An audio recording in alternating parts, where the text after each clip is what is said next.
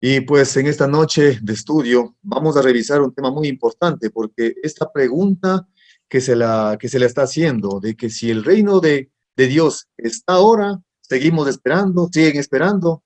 Bueno, en realidad nosotros como cristianos ya convencidos y como cristianos diligentes en el estudio de la palabra de Dios sabemos perfectamente que el reino de Dios está entre nosotros. Sin embargo, por supuesto, vamos a recordar algunos pasajes bíblicos que nos confirman de que el reino de Dios está con nosotros, de que el reino de Dios primeramente es un reino indestructible.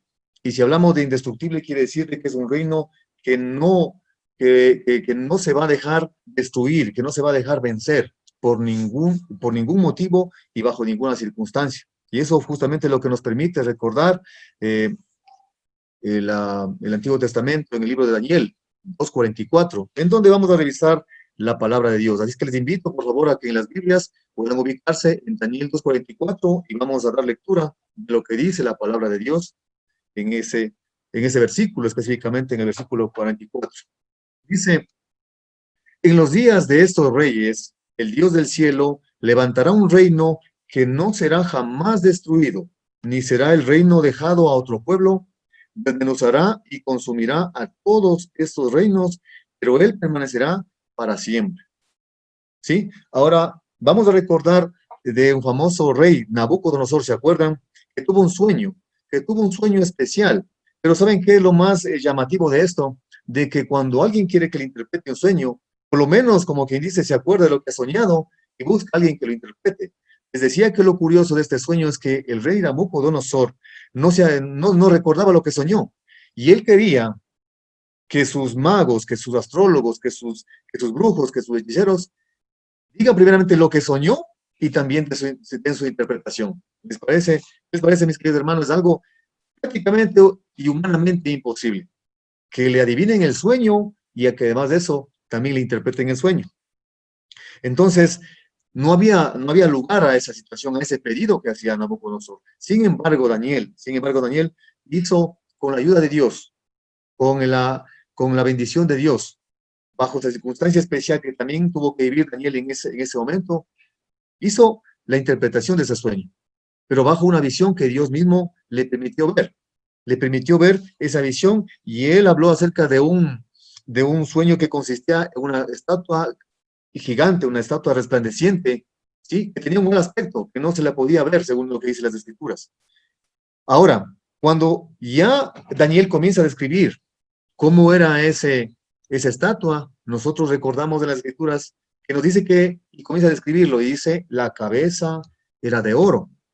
Y eso representaba justamente al gobernante actual en esos tiempos, ¿no? Estamos hablando del rey Nabucodonosor, o sea, al gobernante del imperio babilónico. En esos momentos estaba en el poder, digamos así. También comenzó a describir que el pecho y los brazos, que eran de plata, simbolizaba al imperio medo-persa, a un, a un, a un imperio que después tuvo el poder también, quitándoles a los babilónicos, tuvo el poder y pudo también gobernar durante muchos años. Luego, la interpretación seguía hacia el estatua y decía que el vientre y los muslos de bronce, sí, representaban al imperio greco-macedonio, o sea, a los griegos, que después de que los medo-persas conquistaron a los babilónicos, después de los griegos conquistaron a quién? A los medo-persas. Luego también hizo la referencia de que las piernas de hierro simbolizaban, ¿sí? Al imperio romano. Este imperio romano, de igual forma, tenía sus características, ¿no? Fuertes y duras durante un tiempo, pero después también hizo la interpretación de que los pies eran de barro y también de hierro. Era una mezcla. ¿Y eso qué interpretaba? Eso interpretaba esa, prácticamente esa desintegración del imperio romano. El hierro simbolizaba las naciones fuertes que pudo lograr hacerlo y el barro las naciones débiles que también salían de ese fruto. ¿Qué es lo interesante de esta interpretación de sueño que les traigo a colación? Que tiene que ver con el reino indestructible, en los cuales nos habla que el reino de Dios es un reino indestructible. Justamente en ese tiempo, cuando ya el, Daniel interpretó ese sueño, entonces él comenzó a dar esa explicación al rey y dijo que Prácticamente, si nos ponemos nosotros a tomar en cuenta que un imperio poderoso, que se creía poderoso en un tiempo, después vino otro imperio más poderoso para poderlo conquistar. De igual forma, durante una época se sintieron muy fuertes, después vino otro imperio, ¿sí? Más fuerte que ese para poderlo conquistar. Y así sucesivamente, hasta que en los tiempos de, del Imperio Romano iba prácticamente a destruirse. Y también hizo la interpretación, Daniel, de que de la montaña se deslizó una roca y esa roca cayó en los pies y destruyó los pies de barro y de hierro. Cuando se destruyó la parte baja de esa estatua, comenzó a destruirse todo. Es decir, tuvo un montón de qué, solamente de pedazos de bronce, de pedazos de plata, de pedazos de oro, de pedazos de hierro. ¿Sí? ¿Por qué? Porque esa piedra representada por Jesús hizo de que esos imperios, esos reinos, fueron destruidos y fueron absorbidos. Y desde ese momento desde ese momento comenzaba, porque estaban hablando a futuro, desde ese momento que de que esa roca desprendida de la montaña iba a destruir a esa estatua, entonces comenzaría el asiento, sería el inicio de esa época en la cual el rey proclamado, en este caso Jesús, podía permanecer durante toda la existencia, digamos así, y considerándole como un reino indestructible, demostrando que en ese tiempo Daniel estaba interpretando un sueño que Dios mismo le había dado la oportunidad de explicarlo, de interpretarlo y de decir que el reino que iba a venir a futuro, el reino que iba a liderar, el reino que iba, valga la redundancia, que iba a reinar Jesús, ese reino iba a permanecer durante hasta el fin, iba a permanecer durante mucho, mucho tiempo, que ha venido pasando miles de años, prácticamente ya más de 2000 años, y nosotros aún, nosotros estamos hablando con integridad, estamos hablando con esperanza, estamos hablando de una promesa de que ese reino constituido, de que ese reino creado para que lidere, para que gobierne, para que reine Jesucristo, nunca será destruido, nunca será conquistado como lo fueron los otros imperios, nunca será reducido como lo fueron los otros imperios, nunca será, peor aún, nunca será sometido. ¿Sí? Porque nos damos cuenta de que el ofrecimiento, de que la promesa de Dios de mantener ese reino incólume, de mantener ese reino fuerte, de mantener ese reino, imagínense que a través del tiempo de cientos de años, de miles de años, en el día de hoy seguimos hablando a viva voz de que ese reino que pudo ser establecido, de que esa iglesia que pudo ser establecida por Jesucristo, la seguimos manteniendo, la seguimos cuidando, la seguimos nosotros considerando. ¿Para qué? Para que sea una situación y un lugar especial en donde nosotros, en nuestro corazón, podamos decir, tenemos reino aquí junto a nosotros, tenemos iglesia aquí junto a nosotros, en nuestro corazón, y podamos cuidar y podamos trabajar por ello. Otro de los puntos que también esta noche quiero considerar es que cuando hablamos de que el reino de Dios está entre nosotros, también debemos hacer referencia al acercamiento que en su debido tiempo habló Juan el Bautista. Por favor, de igual manera, en nuestras Biblias vamos a ubicarnos en Mateo 3, 1, versículo 1 y versículo 2, en donde nos dice: en aquellos días se presentó Juan el Bautista predicando en el desierto de Judá, versículo 2, y diciendo: arrepentíos porque el reino de los cielos se ha acercado. Eso fue lo que exactamente dijo Juan el Bautista, ¿sí? Y está registrado en Mateo 3, 1, 2. Ahora, habían pasado ya casi 30 años, habían pasado 30 años desde los primeros acontecimientos, en donde prácticamente Juan el Bautista estaba haciendo una profecía de que iba a venir alguien más poderoso. Y se acuerdan ustedes cuando en ese tiempo Herodes comenzó a sospechar porque los reyes magos, bueno, dijeron que iban a regresar para avisar dónde estaba el rey para ir a adorar, pero ellos fueron por otro lugar. Entonces hubo un tiempo en el cual José y María tuvieron que escapar hacia Egipto, ponerse a buen recaudo para dar protección a su bebé, en este caso que era Jesús, ¿sí? Pero aquí lo importante de este punto es llegar a que Juan el Bautista comenzó a anunciar el acercamiento del reino de los cielos. Nos dice claramente en el versículo 2, diciendo, arrepentidos porque el reino de los cielos se ha acercado. ¿Sí? Entonces nos damos cuenta de que nosotros, Juan el Bautista comenzó en ese tiempo a bautizar a las personas. ¿Para qué? Para que tengan un arrepentimiento de sus pecados y puedan lograr que Dios pueda perdonarles los pecados. Pero todavía no se hablaba de bautismo para perdón de pecados. Se hablaba de un bautismo. Juan el Bautista ofrecía bautismo ¿para qué? Para arrepentimiento. Y cuando nosotros revisamos así a breves rasgos en este momento lo que es arrepentimiento, podemos darnos cuenta de que era importante cambiar de la manera de ver las cosas, de la manera de poderse presentar a Dios aprobado para poder seguirle sirviendo a Él. Entonces nosotros nos damos cuenta de que Juan el Bautista dijo que bautizaría con el Espíritu, que la persona que venía era más poderosa que Él. Y esa persona que iba a bautizar, venía a bautizar con el Espíritu Santo y con fuego. ¿Sí? ¿Esto qué anticipaba? Esto anticipaba, luego pues en Hechos 2 vemos cómo en el día de Pentecostés esta gente tuvo ese poder para seguir predicando el Evangelio. Jesús estaba ya anticipándose cuál iba a ser el futuro prácticamente de los cristianos. Iban a tener también poder para, para, para conversar, para compartir, para participar de ese Evangelio que Jesús estaba dejando.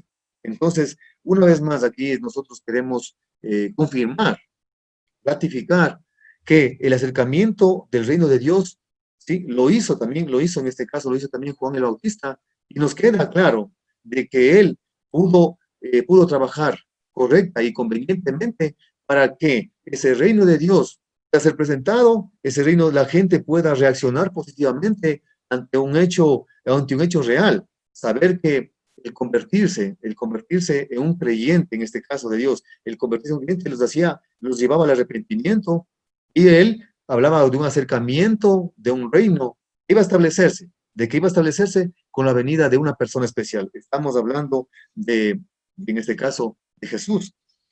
Hay que nosotros también recordar que esta venida de Jesús que estaba anunciando, esta venida de Jesús que estaba anunciando eh, Juan el Bautista, hacía referencia en el capítulo, en los versículos 11 y 12, hace referencia a un poder especial que iba a ser enviado por Dios a esa persona especial, en este caso Jesucristo, ¿sí? Para poder bautizar con poder, para poder bautizar con fuego, para poder bautizar con mucha entereza, con mucha convicción de que era necesario arrepentirse para poder pertenecer a ese reino que estaba por venir. Es importante nosotros también en los tiempos de ahora saber que Dios estaba hablando de un acercamiento del reino de los cielos en ese tiempo. Ahora estamos 2020. Ya no se habla de un acercamiento del reino de Dios. Ya está establecido el reino. ¿Qué es lo que se debe hacer? ¿Qué es lo que debemos hacer nosotros como cristianos, y también qué debemos hacer nosotros para apoyar a las personas que están conociendo a Dios? Debemos nosotros ahora acercarnos a ese reino que ya está establecido, que ya no estamos esperando. Lo que estamos esperando nosotros es nuestra propia fuerza, nuestra propia creencia de pensar de que nuestro trabajo, nuestra fe, nuestra esperanza, la vamos a poner en nuestro Padre Celestial y en Jesucristo Salvador. Entonces, una vez más, el acercamiento del reino de Dios fue profetizado, fue presentado, fue invitado para que se acerquen, para decir que el reino de Dios se estaba acercando. Ahora nosotros debemos invitar a las personas de que se acerquen al reino de Dios ya establecido para poderlo servir de la manera correcta a nuestro Padre Celestial. De igual forma, nosotros, el reino de Dios está entre nosotros, y es el punto principal que en esta noche estaba haciendo referencia al tema. El reino de Dios está entre los hombres, el reino de Dios está entre nosotros. Y para serles franco, mis queridos hermanos, este versículo, Lucas, este par de versículos, el capítulo 17 del libro de Lucas 20-21, ha sido bastante polémico. ¿En qué sentido? En que, bueno, sin querer atacar a otro tipo digamos, de creencias o de iglesias, ha sido un punto importante según la investigación que se ha hecho, de que bueno, acusan a las personas que simplemente dicen, piensan que el reino de Dios está solamente, que el reino de Dios es espiritual y que solamente haciendo las cosas espirituales se pueden salvar. Y hablan también, hay creencias de la venida de Jesucristo, de la segunda venida de Jesucristo por 1000 años que van a reinar, después van a tener una segunda oportunidad para, si han sido desobedientes, obedecerle, etcétera, etcétera. Entonces, pero nosotros nos vamos a concentrar en lo que estrictamente la palabra de Dios nos dice, de que esas palabras, de que ese reino es un reino espiritual, pero que les llega y que se posa y que mora en las personas que espiritualmente están esperando de que Dios les transforme. Porque si nosotros estamos esperando una transformación física, una transformación terrenal, mis queridos hermanos, vamos a seguir esperando mucho, mucho tiempo. Nosotros estamos seguros de que el reino de Dios está entre nosotros de manera espiritual y nos hace cambiar y nos hace tener esperanza y nos hace tener fe, porque nosotros estamos preparando, sí, preparando nuestro corazón para que Dios se quede en nosotros. Como les dije, hay personas que siguen preguntando, inclusive hasta en los tiempos de ahora, si el reino de Dios estará entre nosotros. Dios será tan malo como para permitir que tanta gente no se salve o para que tanta gente sufra. Son preguntas que a veces realmente tal vez no las podemos contestar. Realmente tal vez es difícil para nosotros o puede ser muy conveniente para nosotros decir, no te preocupes, mi querido oyente o mi querido hermano. Dios es bueno y no va a permitir que nada malo te pase. Dios no va a permitir que nada malo te pase, siempre y cuando tú también estés sintonizado, estés en servicio, estés en creencia, estés conectado con Dios. ¿Sí? Vamos a revisar, por favor, el versículo 20-21 del capítulo 17 del libro de Lucas. Dice, preguntado por los fariseos cuándo había de venir el reino de Dios, les respondió y dijo, el reino de Dios no vendrá con advertencia. Versículo 21, ni dirán, helo aquí o helo allí, porque el reino de Dios está entre vosotros. Nosotros lo vamos a tomar espiritualmente, y nuestro corazón va a estar preparado para tomarlo espiritualmente, porque nosotros el acercamiento que nosotros hacemos hacia Dios es netamente espiritual. Los fariseos no se habían dado cuenta que con Jesús había llegado ya el reino, a diferencia de un reino terrenal que podía ser un reino terrenal. ¿Cómo lo identificamos? Un estado, una nación, ¿cómo lo identificamos? Lo identificamos porque tiene sus límites, porque tiene su posición geográfica. Es decir, nosotros, si decimos un reino, enseguida la mente humana se imagina de una posesión terrenal.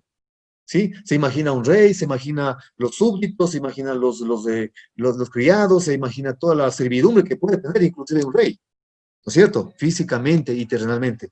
Pero nosotros estamos hablando de un rey espiritual, de un rey de reyes, en el cual, como vimos al principio, cuando se hizo la interpretación del sueño, ese reino iba a permanecer durante toda la existencia de este mundo. Por eso nosotros vamos a concentrarnos, como les decía, mis queridos hermanos, en que el reino de Dios es espiritual. Muchos hombres religiosos de la Biblia, del Antiguo Testamento, inclusive del Nuevo Testamento, estaban pensando, como les dije, en un reino físico. En los tiempos del día de hoy tenemos ese mismo problema. En otros países vemos que los judíos siguen esperando al Mesías, vemos que otras posiciones religiosas también siguen esperando de que exista un reino poderoso, un reino visible que pueda ser poderoso y pueda ser respetado, tal vez, entre comillas, para decir que, bueno, ese reino es un verdadero reino con poder, con presencia, etcétera, etcétera. Físicamente van a seguir esperando. Hay cosas que el ojo humano no está preparado para ver. Eso vamos nosotros a revisar lo que nos dice la palabra de Dios en Romanos 14:17. Vamos a ver en Romanos 14:17 un ejemplo de lo que nosotros espiritualmente, cuál debe ser nuestra posición espiritual con respecto al reino de Dios. Miren lo que nos dice. Nos dice que Pablo cuando Pablo enseñaba a los romanos sobre los débiles de la fe, que comienzan a hacer discordia sobre si es correcto comer de todo o solo legumbres. Hubo en ese versículo 17 del capítulo 14 de Romanos, habla acerca de una discordia que hubo entre, bueno, ¿qué es lo que debemos hacer? ¿Y cuáles son los débiles de la fe? los que permiten hacer todo o los que permiten hacer algo tal vez condicionado. Pero la respuesta, ¿sí? La respuesta, ¿cuál es? La que dice, la que está escrita aquí en Romanos 14:17, dice, porque el reino de Dios no es comida y bebida, o sea, no es un asunto para poderse discutir que como o que no como. No es un asunto, no es comida ni bebida, sino justicia, paz y gozo en el Espíritu Santo.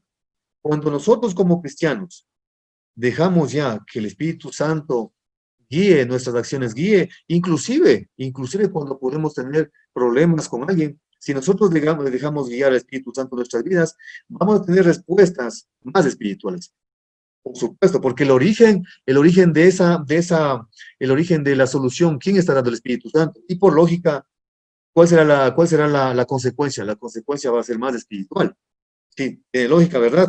Que hermanos, entonces este es un ejemplo de que el reino de Dios es espiritual, de que el reino de Dios es un conjunto de acciones, de un conjunto de pensamientos, un conjunto que van conducidos realmente a agradarle a Dios, a buscar unos ojos espirituales que no se alegren con las cosas, con el dinero, que no se alegren con las cosas de decir, hay prosperidad porque tengo mucho dinero. Nosotros debemos preocuparnos como espirituales de esa prosperidad, de esa madurez espiritual que es necesaria para poder nosotros agradarle a Dios. Y las cosas vendrán por añadidura, dice la misma palabra de Dios, dice, vendrán por añadidura. Entonces, nuestro enfoque, nuestra visión, nuestra dirección debe estar en las cosas espirituales que Dios nos enseña a aceptarlas, a vivirlas y, por supuesto, a cuidarlas. De igual forma, mis queridos hermanos, ¿cuándo empezó? ¿Cuándo empezó el reino de Dios? Déjenme decirles que bíblicamente podemos revisar, empezó en el día de Pentecostés. Jesús predicaba después de que Juan el Bautista fue encarcelado, Jesús comenzó a predicar también diciendo que el tiempo se ha cumplido y el reino de Dios se ha acercado. Dijo, arrepentíos y creed en el Evangelio. Ya fue un pedido, fue algo que Jesús dijo, arrepentíos y creed en el Evangelio.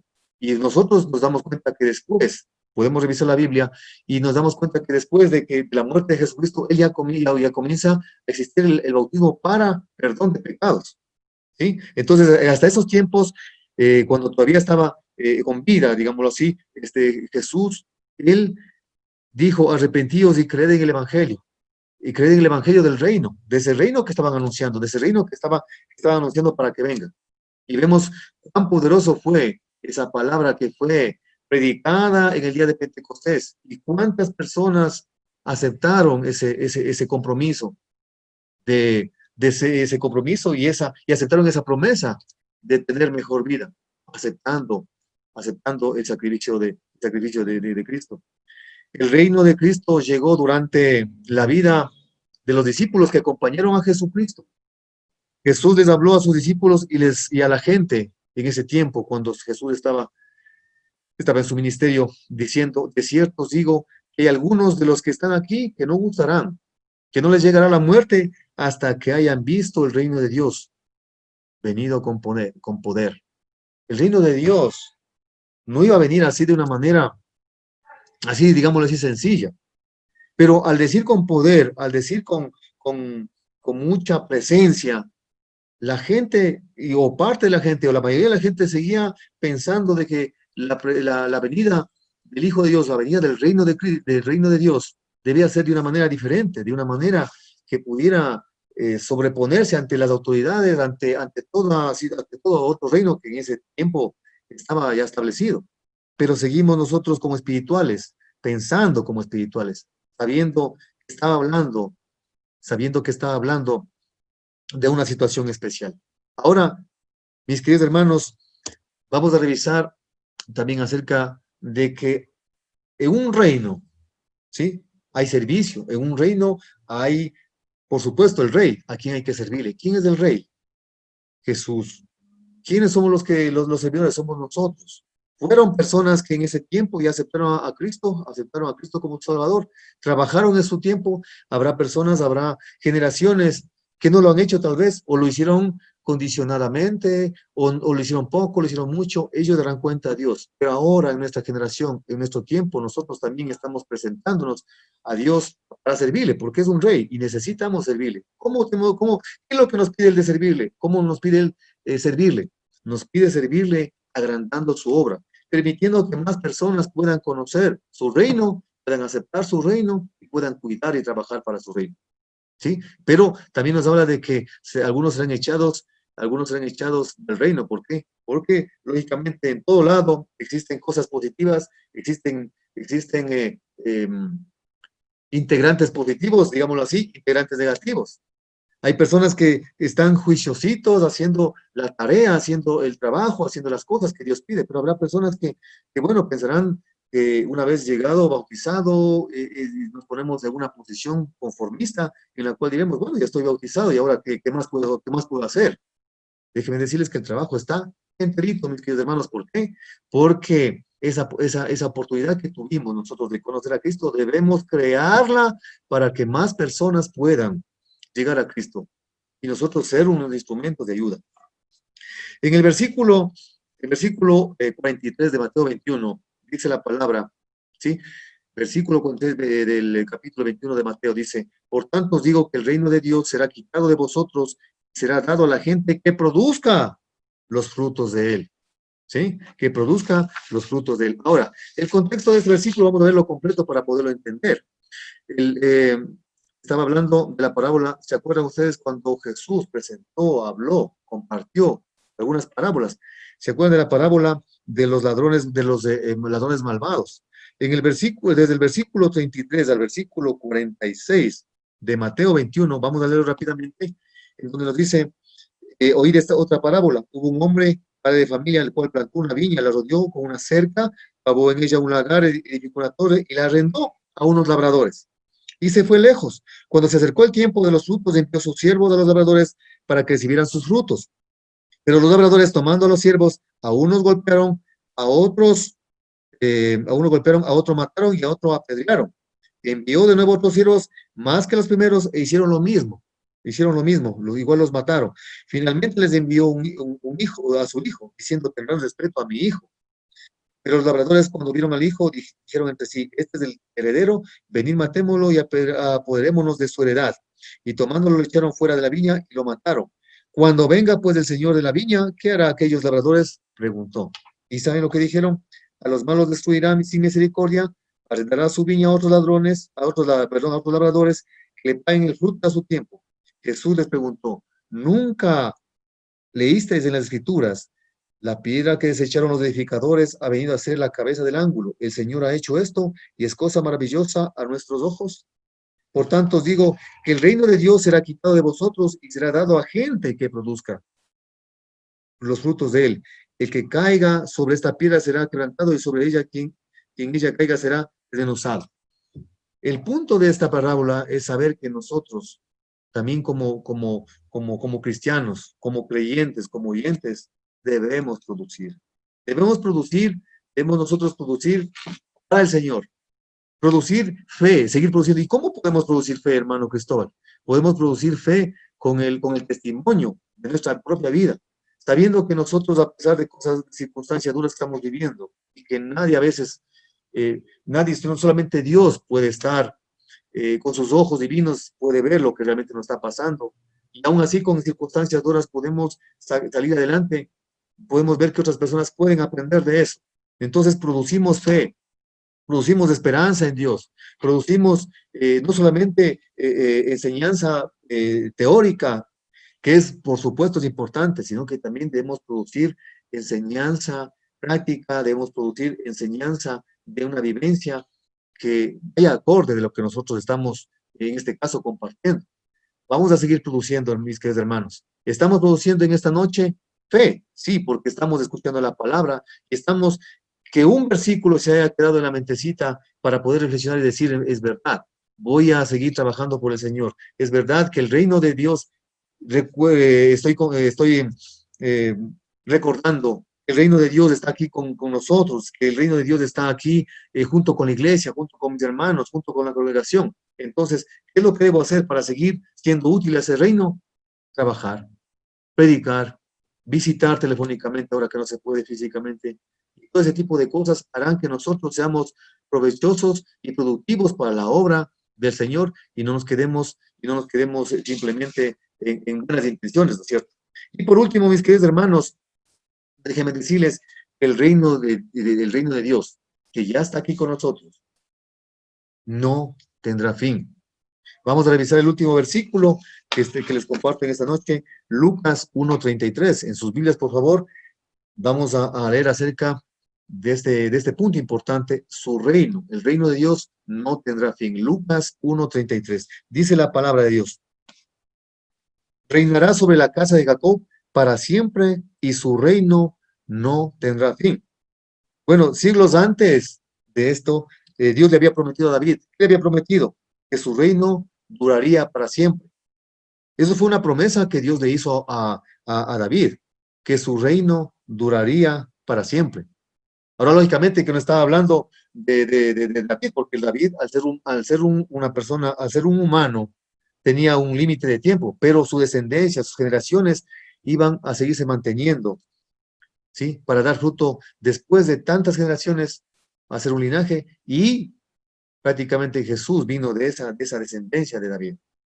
En 2 de Samuel 7:16 dice la palabra, si lo pueden buscar, yo los voy a leer. Tu casa y tu reino, en 2 de Samuel 7:16. Tu casa y tu reino permanecerán siempre delante de tu rostro y tu trono será estable eternamente. A partir de la profecía que hizo Natán, David y su familia, ¿qué pasó con David y su familia?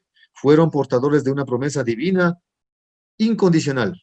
Dios de una manera incondicional, siguió conservando esa promesa que le hizo a David y a su familia. Basado en esa promesa, ¿qué pasa? Los profetas y salmistas, sí, los profetas y salmistas que tantos que vemos aquí en la palabra de Dios que han impregnado esas alabanzas, esos salmos, etcétera, han puesto esa esperanza justamente en esa promesa que se hizo a David y a su familia. ¿Sí? A pesar de la destrucción de Israel, a pesar de los momentos duros que tuvo que vivir Israel, la esperanza nunca se perdió. La esperanza nunca se perdió porque hubo un sostenimiento real para que esa esperanza no tenga fin, no se haya terminado. ¿Por qué? Porque se seguía pensando en que la promesa de Dios se iba a cumplir, se cumplía o se cumplía. Es decir, hubo una comisión grande de este pueblo, ¿sí? Y que nos ha transmitido a través del tiempo, nos ha transmitido a través de estos siglos, nos está transmitiendo ahora. Nosotros somos encargados de seguir manteniendo esa promesa de que el reino de Dios permanecerá junto a nosotros. Y permanecerá si nosotros, si pasa esta generación, pasará a nuestros hijos, a nuestros nietos, y así sucesivamente hasta que Dios permita, hasta que Dios decida, hasta que Dios vea conveniente cuál es el tiempo apropiado para pedir cuentas a todos y cada uno de nosotros. ¿Sí?